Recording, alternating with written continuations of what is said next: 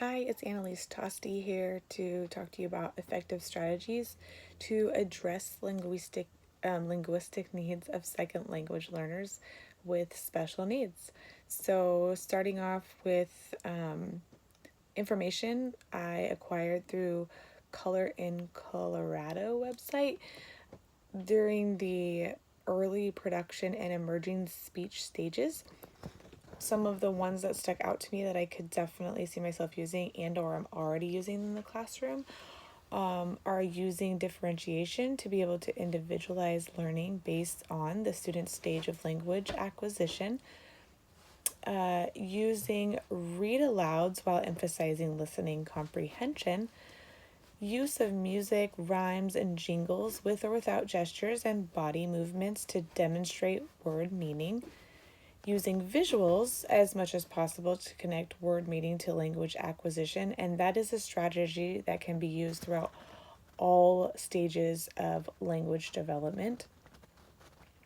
And then also using you can group the students with peers that have advanced language to reinforce them being able to model for the student that is trying to acquire the language. I say student or group of students, of course. And remember, whatever strategies you decide to use kind of depends on the student's stage of language development and fluency, and that's why I'm being sure to include what stage this would be most useful for.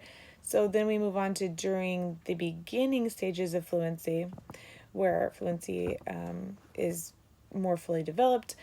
We could use the think, pair, share strategy to allow opportunities to process new language and conceptualize new words and phrases. We can be mindful using idioms and find more practical ways to express those phrases because most students are not going to know those idioms yet, and those might be harder to explain. That would be kind of a more advanced level of fluency to introduce idioms. So just being mindful of those and again using practical phrases instead. During the intermediate fluency stage, we can discuss language development goals with the student and implement weekly spelling of vocab words to support that increased acquisition. And that can be something you do with the whole class, but just checking in frequently with that student. And or maybe you need to modify their spelling list and vocab list based on their abilities.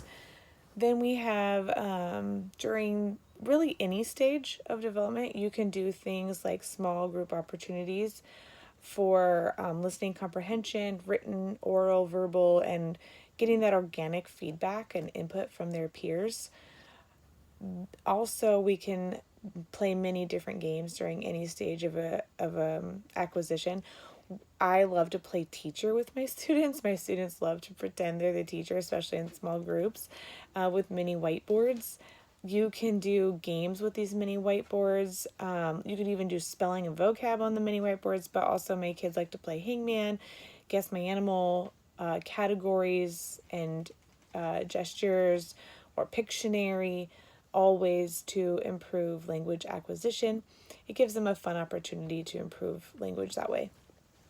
And then coming towards the end, we have allow students to talk about their life experiences using the language they're trying to acquire. This is huge because they can give their thoughts and opinions and really connect with what they're talking about. It's not necessarily academic, but just being able to talk about their weekend or talk about things that they like, or implementing into language into the SEL curriculum, being able to talk about their thoughts and feelings and using the language during that time. And then what I saw, so all those ideas were from the Color in Colorado website. And then I also watched a couple of videos, and there was one that was called Embedding Culture and Practice for Kindergarten Teaching and Learning.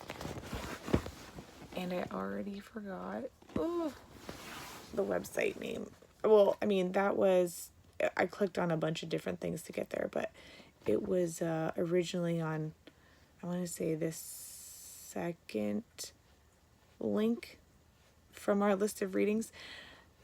I'll have to look that up and post it. And it showed the kiddos being recorded when they were answering questions, and then the teacher was having them listen to it back so they could hear themselves speak and try to self-correct if and when needed, and or even go further and scribe what they had said for further practice. And that really helped with learning those self-correction skills. So that's what I have for you. Thank you.